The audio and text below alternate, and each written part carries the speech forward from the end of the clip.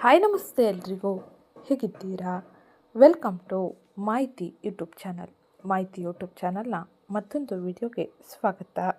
ನಾನಿವತ್ತು ನಿಮಗೆ ತಿಳಿಸೋಕೆ ಬಂದಿರೋ ವಿಷಯ ಏನಪ್ಪ ಅಂದರೆ 2026-27 ಯುಗಾದಿ ಭವಿಷ್ಯದ ಪ್ರಕಾರ ವೃಷಭ ರಾಶಿಯವರ ಜೀವನದಲ್ಲಿ ಯಾವೆಲ್ಲ ರೀತಿಯ ಫಲಿತಾಂಶಗಳು ಇರಲಿದೆ, ಈ ಸಮಯದಲ್ಲಿ ಯಾವ ಗ್ರಹ ಸಂಚಾರದ ಪರಿಣಾಮದಿಂದಾಗಿ ಏನೆಲ್ಲ ಬದಲಾವಣೆಯನ್ನು ಜೀವನದಲ್ಲಿ ನೋಡಲಿದ್ದೀರಿ ಎಂಬುದನ್ನು ಇವತ್ತಿನ ವಿಡಿಯೋದಲ್ಲಿ ವಿವರವಾಗಿ ತಿಳಿಯೋಣ.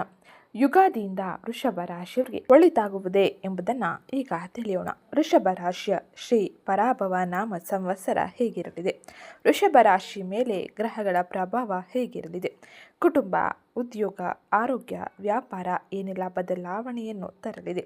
ಯಾವುದರಲ್ಲಿ ಶುಭ, ಯಾವುದರಲ್ಲಿ ಅಶುಭ ಫಲಿತಾಂಶವನ್ನು ನೀವು ಕಾಣಲಿದ್ದೀರಿ ಎಂಬುದನ್ನು ಈಗ ನೋಡೋಣ. ಅದಕ್ಕಿಂತ ಮುಂಚೆ ಯಾರೇನೂ ಚಾನಲ್ಗೆ ಸಬ್ಸ್ಕ್ರೈಬ್ ಮಾಡಿಕೊಂಡಿಲ್ಲ, ಚಾನಲ್ಗೆ ಸಬ್ಸ್ಕ್ರೈಬ್ ಮಾಡ್ಕೊಳ್ಳಿ. ವಿಡಿಯೋಗೊಂದು ಲೈಕ್ ಮಾಡೋದ ಮರಿಬೇಡಿ. ಹಾಗೆ ಇವತ್ತಿನ ವಿಡಿಯೋ ಕಮೆಂಟ್ ಬಾಕ್ಸ್ನಲ್ಲಿ ಓಂ ಶುಕ್ರಾದಿತ್ಯಾಯ ನಮಃ, ಮಹಾಲಕ್ಷ್ಮೀ ನಮಃ ಎಂಬ ಕಮೆಂಟ್ ಮಾಡಿ. ಇಂದು ಪಂಚಾಂಗದ ಪ್ರಕಾರ ಹೊಸ ವರ್ಷವು 2026 ಮಾರ್ಚ್ 19ರಂದು ಪ್ರಾರಂಭವಾಗುತ್ತದೆ. ಯುಗಾದಿ 2026 ಪಂಚಾಂಗದಲ್ಲಿ ಶ್ರೀ ಪರಾಭವ ನಾಮ ಸಂವತ್ಸರದ ಆರಂಭದಲ್ಲಿ ಸೂಚಿಸಲಿದೆ. ಆದ್ದರಿಂದ ಈ ಇಂದು ಹೊಸ ವರ್ಷವು ವೃಷಭ ರಾಶಿಯಲ್ಲಿ ಜನಿಸಿರುವವರಿಗೆ ಹೇಗಿರಲಿದೆ, ನಿಮ್ಮ ಜೀವನದಲ್ಲಿ ಬದಲಾವಣೆಗಳಿದೆಯೇ ಎಂಬುದನ್ನು ಇವತ್ತಿನ ವಿಡಿಯೋದಲ್ಲಿ ವಿವರವಾಗಿ ನೋಡೋಣ. ವೃಷಭ ರಾಶಿಯವರಿಗೆ 2026 ಮಾರ್ಚ್ ತಿಂಗಳಿಂದ ಅನೇಕ ರೀತಿಯ ಬದಲಾವಣೆಯು ಇರಲಿದ್ದು, ಒಂದು ರೀತಿಯ ಬ್ಲಾಕ್ ಬಸ್ಟರ್ ವರ್ಷ ಹಾಗೆ ಸಮಯ ಇದಾಗಿರಲಿದೆ. ಕಳೆದ ಕೆಲವು ವರ್ಷಗಳಿಂದ ನೀವು ಸಣ್ಣ ಪುಟ್ಟ ಶ್ರಮಕ್ಕೆ ಪ್ರತಿಫಲವನ್ನು ಪಡೆಯಲಿದ್ದೀರಿ. ಆದರೆ ಈ ಸಮಯದಲ್ಲಿ ನಿಮಗೆ ಅತ್ಯಂತ ಯೋಗಕಾರಕನಾದ ಶನಿ ಮಹಾತ್ಮ 11ನೇ ಮನೆಯಾದ ಲಾಭದ ಸ್ಥಾನದಲ್ಲಿ ಈ ಸಮಯದಲ್ಲಿ ಸಂಚರಿಸಲಿದ್ದಾನೆ. ಜೊತೆಗೆ ರಾಹು 10ನೇ ಮನೆಯಾದ ಕರ್ಮದ ಸ್ಥಾನದಲ್ಲಿ ಇರುತ್ತಾನೆ.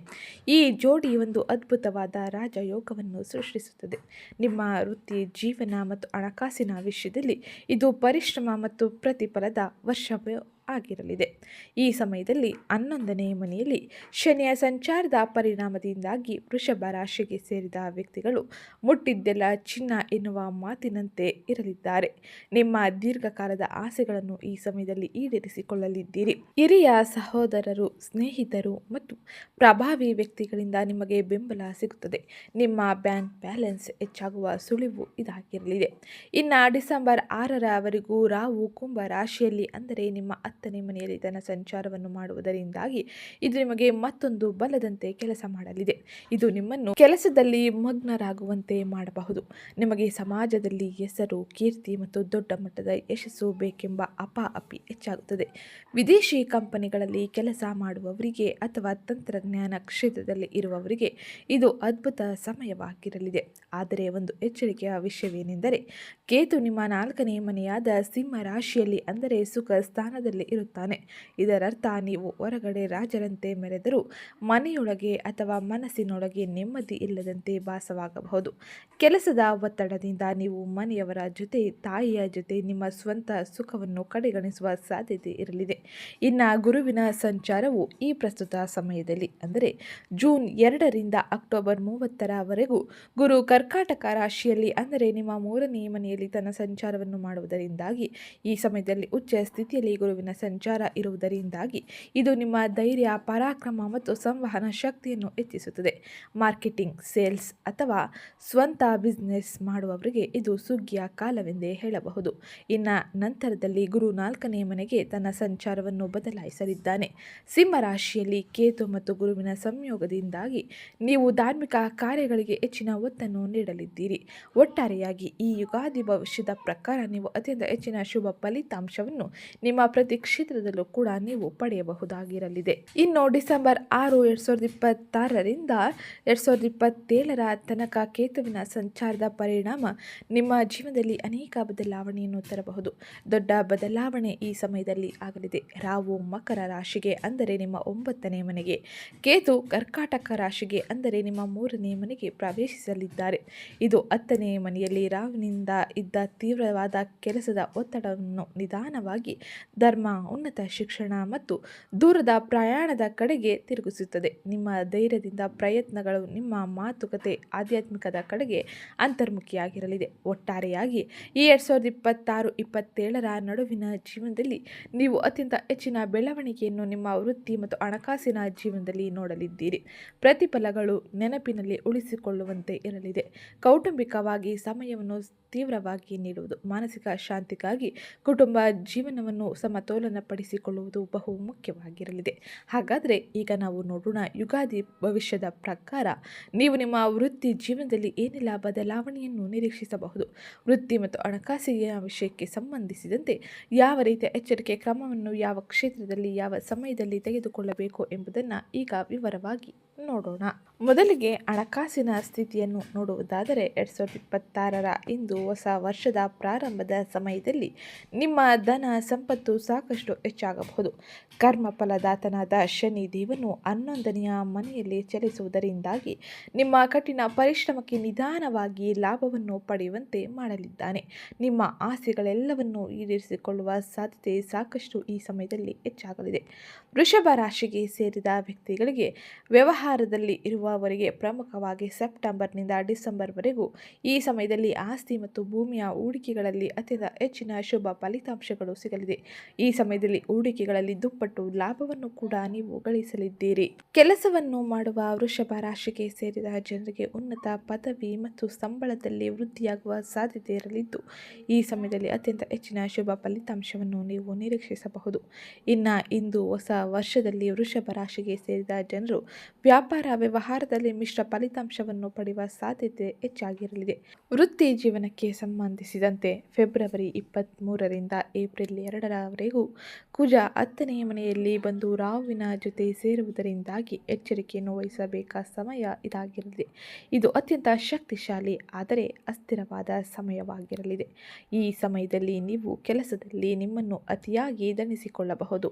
ಅಹಂಕಾರವನ್ನು ನಿಯಂತ್ರಿಸಬೇಕಾಗಿರಲಿದೆ. ಸಹೋದ್ಯೋಗಿಗಳು ಅಥವಾ ಮೇಲಾಧಿಕಾರಿಗಳ ಜೊತೆಗೆ ಜಗಳವಾಗುವ ಸಾಧ್ಯತೆ ಈ ಸಮಯದಲ್ಲಿ ಅಧಿಕವಾಗಿರಲಿದೆ. ಬುದ್ಧಿವಂತಿಕೆಯಿಂದ ಬುದ್ಧಿಯನ್ನು ಬಳಸಿ ನೀವು ಮುಂದುವರೆದರೆ ಅತ್ಯಂತ ಹೆಚ್ಚಿನ ಶುಭ ಫಲಿತಾಂಶವನ್ನು ಪಡೆಯಬಹುದು. ಇತರರು ಭಯಪಡುವ ಸಾಹಸಮಯ ಹೆಜ್ಜೆಯನ್ನು ಇಡಲು ಈ ಸಂಚಾರ ನಿಮಗೆ ಸಹಾಯ ಮಾಡುತ್ತದೆ. ದುರುಪಯೋಗಪಡಿಸಿಕೊಳ್ಳಬೇಡಿ. ಇದು ಹಠ, ಜಗಳ ಮತ್ತು ಕೀರ್ತಿಗೆ ಹಾನಿ ಉಂಟು ಮಾಡಬಹುದು. ಹಾಗಾಗಿ ಎಚ್ಚರಿಕೆಯ ನಿರ್ಧಾರಗಳ ಜೊತೆಗೆ ಮುಂದುವರಿಯಿರಿ. ಯಶಸ್ಸು ನಿಮ್ಮದಾಗಲಿದೆ.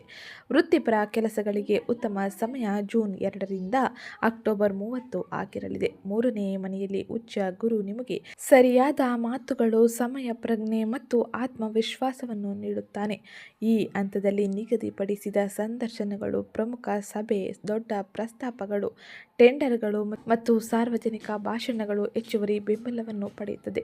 ಬಡ್ತಿ ಕೇಳಲು, ಉತ್ತಮ ಹುದ್ದೆಗೆ ಅರ್ಜಿ ಹಾಕಲು ಅಥವಾ ದೊಡ್ಡ ಪ್ರಾಜೆಕ್ಟ್ಗಳಲ್ಲಿ ನಾಯಕತ್ವ ವಹಿಸಲು ಇದು ಉತ್ತಮ ಸಮಯವಾಗಿರಲಿದೆ.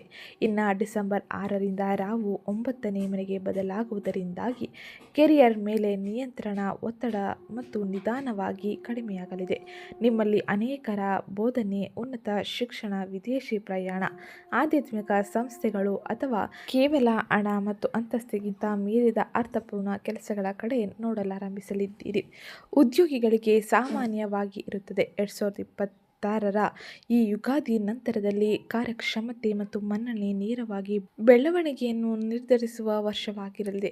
ಕಳೆದ 2-3 ವರ್ಷಗಳಿಂದ ನೀವು ಪ್ರಾಮಾಣಿಕವಾಗಿ ಕೆಲಸ ಮಾಡುತ್ತಿದ್ದರೆ ನೀವು ಬಡ್ತಿಗಳು, ಪ್ರಮುಖ ಪಾತ್ರಗಳು ಅಥವಾ ನಾಯಕತ್ವದ ಅವಕಾಶಗಳನ್ನು ಪಡೆಯುವ ಸಾಧ್ಯತೆ ಇರಲಿದೆ. ಹೊಸ ಶಾಖೆಗಳು, ತಂಡಗಳು ಅಥವಾ ಉನ್ನತ ಮಟ್ಟದ ಕೆಲಸಗಳನ್ನು ನಿರ್ವಹಿಸಲು ನಿಮಗೆ ಕೇಳಬಹುದಾಗಿರಲಿದೆ. ಅದೇ ಸಮಯದಲ್ಲಿ ಒತ್ತಡ, ಗುರಿಗಳು ಮತ್ತು ಗಡುವುಗಳು ಇರುತ್ತದೆ. ಅಡ್ಡದಾರಿಗಳು, ಆಫೀಸ್, ರಾಜಕೀಯ ಮತ್ತು ಅಹಂಕಾರದ ಘರ್ಷಣೆಗಳಿಂದ ದೂರವಿರಿ. ವಿಶೇಷವಾಗಿ ಕುಜ 10ನೇ ಮನೆಯಲ್ಲಿ ತನ್ನ ಸಂಚಾರವನ್ನು ಮಾಡುವುದರಿಂದಾಗಿ ನೀವು ಬಹಳ ಎಚ್ಚರಿಕೆಯನ್ನು ಈ ಸಮಯದಲ್ಲಿ ನಿಮ್ಮ ಪ್ರತಿ ಕ್ಷೇತ್ರದಲ್ಲೂ ಕೂಡ ನೀವು ಇರಿಸಬೇಕಾಗಿರಲಿದೆ. ಹಣಕಾಸಿಗೆ ಸಂಬಂಧಿಸಿದಂತೆ 10ನೇ ಮನೆಯಲ್ಲಿ ರಾಹುವಿನ ಸಂಚಾರದಿಂದಾಗಿ ಸಂಪತ್ತಿನ ಬಹುಪಾಲು ಭಾಗ ನಿಮ್ಮ ಕೆರಿಯರ್, ಬಿಸಿನೆಸ್ ಮತ್ತು ಸಾರ್ವಜನಿಕ ಅಂತಸ್ತಿನೊಂದಿಗೆ ನೇರವಾಗಿ ಸಂಬಂಧವನ್ನು ಹೊಂದಿರುತ್ತದೆ. 2026ರ 2ನೇ ಮನೆಯಲ್ಲಿ ಗುರುವಿನ ಸಂಚಾರದ ಸಮಯದಲ್ಲಿ ನಿಮ್ಮ ಬ್ಯಾಂಕ್ ಬ್ಯಾಲೆನ್ಸ್, ಕೌಟುಂಬಿಕ ಸಂಪನ್ಮೂಲ ಮತ್ತು ಆಹಾರ ಸೌಕರ್ಯಗಳನ್ನು ವಿಸ್ತರಿಸುತ್ತದೆ. ಕುಟುಂಬ ಜೀವನದಲ್ಲಿ ಮತ್ತು ಐಷಾರಾಮಿಗಾಗಿ ಹೆಚ್ಚು ಖರ್ಚು ಮಾಡುವ ಪ್ರವೃತ್ತಿ ಇರಬಹುದು. ಇದು ಆಹ್ಲಾದಕರ ಮತ್ತು ಉಳಿತಾಯದೊಂದಿಗೆ ಸಮತೋಲನವನ್ನು ಮಾಡಿಕೊಳ್ಳಬೇಕೆಂದು ಸೂಚಿಸಲಿದೆ. ಇದು ಸ್ಪಷ್ಟವಾಗಿ ಗಳಿಕೆ ಮತ್ತು ಕ್ರೋಢೀಕರಣದ ಸಮಯವಾಗಿರಲಿದೆ. ಅನಗತ್ಯ ರಿಸ್ಕ್ ತೆಗೆದುಕೊಳ್ಳುವ ವರ್ಷವಲ್ಲ. ನಿಮ್ಮ ಮೂಲ ಆದಾಯ ಬಲವಾಗಿದೆ ಮತ್ತು ಶನಿ ನೆಟ್ವರ್ಕ್ಗಳು ಫ್ರೀಲಾನ್ಸ್ನಿಂದ ಕನ್ಸಲ್ಟೇಷನ್ ಮತ್ತು ಹಳೆಯ ಹೂಡಿಕೆಗಳ ಮೂಲಕ ಸೈಡ್ ಇನ್ಕಮ್ ಕೂಡ ತೆರೆಯಬಲ್ಲ. ಆದರೆ ಅದೇ ಶನಿ ಈ ಹಣವನ್ನು ನಿರ್ವಹಿಸುವುದರಿಂದಾಗಿ ಜವಾಬ್ದಾರಿಯನ್ನು ಬಯಸುತ್ತಾನೆ. ಸ್ಪಷ್ಟ ಲೆಕ್ಕಪತ್ರಗಳು, ಸರಿಯಾದ ಸಮಯಕ್ಕೆ ತೆರಿಗೆ ಮತ್ತು ದುರಾಸೆಯನ್ನು ತಪ್ಪಿಸಬೇಕೆಂದು ಸೂಚಿಸಲಿದೆ. ಮೇ 11ರಿಂದ ಜೂನ್ 20ರವರೆಗೂ ಜಾಗರೂಕತೆಯಿಂದ ಇರಬೇಕಾಗಿರಲಿದೆ. 12ನೇ ಮನೆಯಲ್ಲಿ ಅಂದರೆ ಮೇಷರಾಶಿಯಲ್ಲಿ ಕುಜನ ಸಂಚಾರದಿಂದಾಗಿ ಇದು ದೊಡ್ಡ ಅಥವಾ ಯೋಜನೆಯಿಲ್ಲದ ಖರ್ಚುಗಳನ್ನು, ಪ್ರಯಾಣ, ಆಸ್ಪತ್ರೆ, ಕಾನೂನು ವಿಷಯಗಳು ಅಥವಾ ವಿದೇಶಿ ವಿಷಯಗಳ ಮೇಲೆ ತರಬಹುದು. ಈ ಸಮಯಕ್ಕೆ ಮೊದಲೇ ಒಂದು ಎಮರ್ಜೆನ್ಸಿ ಫಂಡನ್ನು ಸಿದ್ಧವಾಗಿಟ್ಟುಕೊಳ್ಳುವುದು ಮತ್ತು ಹೆಚ್ಚು ಇಎಂಐಗಳ ರಿಸ್ಕ್ ಇರುವ ಸಾಲಗಳಿಗೆ ಬದ್ಧರಾಗಿರುವುದು ಒಳ್ಳೆಯದಾಗಿರಲಿದೆ. ಊಹಾಪೋಹ ಲಾಭಗಳ ಹಿಂದೆ ಬೀಳದೆ ಈ ಸಮಯದಲ್ಲಿ ನೀವು ದೀರ್ಘಕಾಲೀನ ಆಸ್ತಿಗಳ ಮೇಲೆ ಹೆಚ್ಚಿನ ಗಮನವನ್ನು ನೀಡುವುದು, ಉಳಿತಾಯ ಮತ್ತು ಸಾಲ ತೀರಿಸುವುದಕ್ಕೆ ಈ ಸಮಯದಲ್ಲಿ ಜಾಣದ ಹೂಡಿಕೆಯನ್ನು ಮಾಡುವುದು ಬಹು ಮುಖ್ಯವಾಗಿರಲಿದೆ. ಇದು ಪ್ರಮುಖವಾಗಿ ಈ ಸಮಯದಲ್ಲಿ ನೀವು ಆರ್ಥಿಕ ಪರಿಸ್ಥಿತಿಯಲ್ಲಿ ನೋಡುವ ಬದಲಾವಣೆಗಳಾಗಿದ್ದು, ಇನ್ನು ಮುಂದಿನದಾಗಿ ಈ ಯುಗಾದಿ ಭವಿಷ್ಯದಲ್ಲಿ ನಿಮ್ಮ ಆರೋಗ್ಯ ಮತ್ತು ಇನ್ನಿತರ ವಿಷಯಗಳು ಹೇಗಿರಲಿದೆ ಎಂದು ತಿಳಿಯೋಣ. ಅದಕ್ಕಿಂತ ಮುಂಚೆ ಯಾರೇನೋ ಚಾನಲ್ಗೆ ಸಬ್ಸ್ಕ್ರೈಬ್ ಮಾಡ್ಕೊಂಡಿಲ್ಲ, ಚಾನಲ್ಗೆ ಸಬ್ಸ್ಕ್ರೈಬ್ ಮಾಡ್ಕೊಳ್ಳಿ. ವಿಡಿಯೋಗೊಂದು ಲೈಕ್ ಮಾಡೋದನ್ನ ಮರಿಬೇಡಿ. ಕುಟುಂಬ ಮತ್ತು ಪ್ರೇಮ ಜೀವನಕ್ಕೆ ಸಂಬಂಧಿಸಿದಂತೆ ಮೇ 29ರವರೆಗೆ ಗುರುವು ನಿಮ್ಮ ಜಾತಕದ 2ನೇ ಮನೆಯಲ್ಲಿ ಚಲಿಸುವುದರಿಂದಾಗಿ ಕುಟುಂಬದಲ್ಲಿ ಸಂತೋಷ ಮತ್ತು ಸಾಮರಸ್ಯ ನೆಲೆಸುವುದು. ಮಕ್ಕಳ ಸಂತೋಷವನ್ನು ಬಯಸುವ ವೃಷಭ ರಾಶಿಗೆ ಸೇರಿದ ಜನರಿಗೆ ವರ್ಷದ ದ್ವಿತೀಯಾರ್ಧವು ವಿಶೇಷವಾಗಿ ಅನುಕೂಲಕರವಾಗಿರಲಿದೆ. ಈ ಅವಧಿಯಲ್ಲಿ ನಿಮ್ಮ ಪ್ರೇಮ ಸಂಬಂಧವು ಇನ್ನಷ್ಟು ಬಲಗೊಳ್ಳುತ್ತದೆ. ನಿಮ್ಮ ವಿವಾಹಕ್ಕೆ ಸಂಬಂಧಿಸಿದಂತೆ ಹೊಸ ಪ್ರಸ್ತಾಪಗಳು ಕೂಡ ಕೇಳಿಬರಲಿದೆ. ಯಾರ ಮೇಲೆಯೂ ಅತಿಯಾದ ನಂಬಿಕೆಯನ್ನು ಹೊಂದಬೇಡಿ. ಈ ಸಮಯದಲ್ಲಿ ನಿಮ್ಮ ಎಚ್ಚರಿಕೆಯ ಜೊತೆ ನೀವಿರುವುದು ಬಹು ಮುಖ್ಯವಾಗಿರಲಿದೆ. ವೃಷಭ ರಾಶಿಗೆ ಸೇರಿದ ಜನರಿಗೆ ಈ ಸಮಯದಲ್ಲಿ ಜನರು ಪ್ರೇಮ ಜೀವನದಲ್ಲಿ ಮಿಶ್ರ ಫಲಿತಾಂಶವನ್ನು ಪಡೆಯಲಿದ್ದಾರೆ. ಇನ್ನು ಆರೋಗ್ಯ ಮತ್ತು ಶಿಕ್ಷಣಕ್ಕೆ ಸಂಬಂಧಿಸಿದಂತೆ ಇಂದು ಹೊಸ ವರ್ಷದ ಪ್ರಾರಂಭದಲ್ಲೇ ನಿಮ್ಮ ಹಳೆಯ ಆರೋಗ್ಯ ಸಮಸ್ಯೆಗಳಿಂದ ಮುಕ್ತಿ ದೊರಕಲಿದೆ. ನೀವು ಮಾನಸಿಕವಾಗಿ ಶಾಂತಿಯನ್ನು ಪಡೆಯಲಿದ್ದೀರಿ. ವೃಷಭ ರಾಶಿಗೆ ಸೇರಿದ ವಿದ್ಯಾರ್ಥಿಗಳಿಗೆ ಈ ವರ್ಷದಲ್ಲಿ ದೊಡ್ಡ ಯಶಸ್ಸು ದೊರಕುವ ಯೋಗವಿದ್ದು, ಸ್ಪರ್ಧಾತ್ಮಕ ಪರೀಕ್ಷೆಗಳಲ್ಲಿ ಹಾಗೆ ನಾಗರಿಕ ಸೇವಾ ಪರೀಕ್ಷೆಗಳಲ್ಲಿ ಸಕಾರಾತ್ಮಕ ಫಲಿತಾಂಶವನ್ನು ಪಡೆಯಲಿದ್ದೀರಿ. ವಿದೇಶಕ್ಕೆ ಹೋಗಿ ಉನ್ನತ ಶಿಕ್ಷಣ ಪಡೆಯಬೇಕೆಂಬ ಕನಸು ಕಂಡಿರುವ ವೃಷಭ ರಾಶಿಗೆ ಸೇರಿದ ಜನರ ಕನಸು ಈ ವರ್ಷ ಈಡೇರುವ ಸಾಧ್ಯತೆ ಇರಲಿದೆ. ಇಂದು ಹೊಸ ವರ್ಷ ಶೈಕ್ಷಣಿಕವಾಗಿ ವೃಷಭ ರಾಶಿಗೆ ಸೇರಿದ ಜನರಿಗೆ ಬಹಳಷ್ಟು ಅನುಕೂಲಕರವಾಗಿರಲಿದೆ. ಇನ್ನು ಈ ಹೊಸ ವರ್ಷದಲ್ಲಿ ವೃಷಭ ರಾಶಿಗೆ ಸೇರಿದ ಜನರು ಉತ್ತಮ ಆರೋಗ್ಯವನ್ನು ಪಡೆಯುವ ಸಾಧ್ಯತೆ ಅಧಿಕವಾಗಿರಲಿದೆ. ಇನ್ನು ವೃಷಭ ರಾಶಿಗೆ ಸೇರಿದ ಜನರಿಗೆ ಪ್ರಮುಖ ಸಲಹೆ ಏನೆಂದರೆ, ಮಾರ್ಚ್ ಮತ್ತು ಅಕ್ಟೋಬರ್ ತಿಂಗಳಿನಲ್ಲಿ ವೃಷಭ ರಾಶಿಗೆ ಸೇರಿದ ಜನರು ವಿಶೇಷವಾಗಿ ಬಹಳ ಎಚ್ಚರಿಕೆಯಿಂದ ಇರುವುದು ಉತ್ತಮ. ಹೊಸ ಸಂಬಂಧಗಳಲ್ಲಿ ಸರಿಯಾಗಿ ಆಲೋಚಿಸಿ ನಂತರ ನಂಬಿಕೆಯನ್ನು ಹೊಂದುವುದು ಉತ್ತಮ. ಇಲ್ಲದಿದ್ದರೆ ಮೋಸ ಹೋಗುವ ಸಾಧ್ಯತೆ ಇರಲಿದೆ. ಎರಡನೇದಾಗಿ ಈ ವರ್ಷ ವೃಷಭ ರಾಶಿಗೆ ಸೇರಿದ ಜನರು ನಿಯಮಿತವಾಗಿ ಸೂರ್ಯನಿಗೆ ಅರ್ಘ್ಯವನ್ನು ಅರ್ಪಿಸಿ, ಶಿವ, ಪಾರ್ವತಿ ಮತ್ತು ಹನುಮಂತನನ್ನು ಶ್ರದ್ಧಾ ಭಕ್ತಿಯಿಂದ ಪೂಜಿಸಿ. ಎರಡನೇದಾಗಿ ಈ ಅವಧಿಯಲ್ಲಿ ಹಣಕಾಸಿನ ವಿಷಯವಾಗಿ ಬಹಳ ಜಾಗರೂಕರಾಗಿ ಇರುವುದು, ಅನಗತ್ಯ ಅಪಾಯಗಳನ್ನು ತಪ್ಪಿಸುವುದು ಬಹು ಮುಖ್ಯವಾಗಿರಲಿದೆ. ಇನ್ನು ಮುಂದಿನದಾಗಿ ನಿಯಮಿತ ವ್ಯಾಯಾಮ ಮತ್ತು ಸಮತೋಲಿತ ಆಹಾರದ ಮೂಲಕ ಆರೋಗ್ಯಕ್ಕೆ ಹೆಚ್ಚಿನ ಆದ್ಯತೆ ನೀಡುವುದು ಬಹು ಮುಖ್ಯವಾಗಿರಲಿದೆ. ಇನ್ನು ಮುಂದಿನದಾಗಿ ತಪ್ಪು ತಿಳುವಳಿಕೆಗಳನ್ನು ದೂರ ಮಾಡಲು ಸಂಬಂಧಗಳಲ್ಲಿ ಮುಕ್ತ ಸಂವಹನವನ್ನು ಹೊಂದುವುದು ಮುಖ್ಯವಾಗಿರಲಿದೆ. ಇನ್ನು ಈ ಸಮಯದಲ್ಲಿ ಪರಿಹಾರಗಳನ್ನು ನೋಡುವುದಾದರೆ, ನೀವು ನಿಮ್ಮ ಆರೋಗ್ಯದ ಮೇಲೆ ಹೆಚ್ಚಿನ ಗಮನವನ್ನು ನೀಡುವುದು ಅತ್ಯವಶ್ಯಕವಾಗಿದ್ದು, ಮಹಾಮೃತ್ಯುಂಜಯ ಮಂತ್ರವನ್ನು ಪಠಿಸುವುದು ಪ್ರಯೋಜನಕಾರಿಯಾಗಿರಲಿದೆ. ನಿಮಗೆ ಅದನ್ನು ಸರಿಯಾಗಿ ಉಚ್ಚರಿಸಲು ಸಾಧ್ಯವಾಗದಿದ್ದರೆ ನೀವು ಯಂತ್ರಗಳನ್ನು ನಿಮ್ಮ ಮನೆಗೆ ತರಬಹುದು ಮತ್ತು ನಿಮ್ಮ ಸಾಮರ್ಥ್ಯಕ್ಕೆ ಅನುಗುಣವಾಗಿ ಅದನ್ನು ಪೂಜಿಸಬಹುದು. ಇನ್ನು ಮುಂದಿನದಾಗಿ ನೀವು ಜೀವನದಲ್ಲಿ ಸಮಸ್ಯೆಗಳನ್ನು ಎದುರಿಸುತ್ತಿದ್ದರೆ ನಿಯಮಿತವಾಗಿ ಶಿವ ದೇವಾಲಯಕ್ಕೆ ಭೇಟಿ ನೀಡುವುದು ಒಳ್ಳೆಯದು. ಇದು ನಿಮಗೆ ತೊಂದರೆಗಳಿಂದ ಸ್ವಲ್ಪ ಪರಿಹಾರವನ್ನು ನೀಡಲಿದೆ.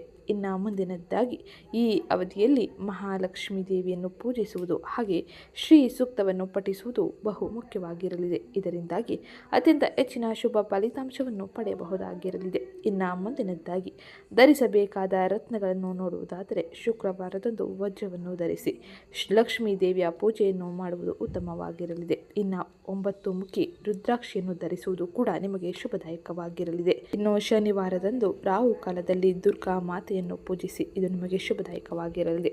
ಇದು ಇವತ್ತಿನ ವಿಡಿಯೋ ಆಗಿತ್ತು. ವಿಡಿಯೋ ಇಷ್ಟ ಆಗಿದ್ದಲ್ಲಿ ವಿಡಿಯೋಗೊಂದು ಲೈಕ್ ಮಾಡಿ, ಚಾನಲ್ಗೆ ಸಬ್ಸ್ಕ್ರೈಬ್ ಮಾಡ್ಕೊಳ್ಳೋದನ್ನ ಮರಿಬೇಡಿ.